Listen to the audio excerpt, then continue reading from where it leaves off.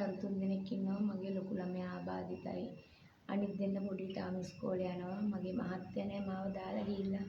මම දැන් ඉන්න එක්කෙනාට හයිකෝට් එකක් දාලා අපුආරච්චි කියන මහත්තයා කුඩු කෑල්ලකට මම බඩු විකුණනවා කියලා හැමතිස්සෙම ඇවිල්ලා මට කියනවා බඩු ගනින් කියලා. මගේ ළඟ කිසිම බඩුවක් නැහැ. ඒ වුණාට තර්ජනය කරලා කියනවා මට හයිකෝට් එකක් දානවා කියලා නිතරම.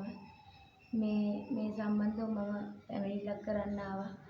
මේ මොකක් හරි ඉතින් සාධාරණයක් කරලා දෙන්න. මට පාඩුවේ මම ගේක වැඩ කරන්නේ. මම කිසිම දෙයක් අල්ලන්නේ කරන්නේ බඩු විකුණන්නේ කරන්නේ නැහැ.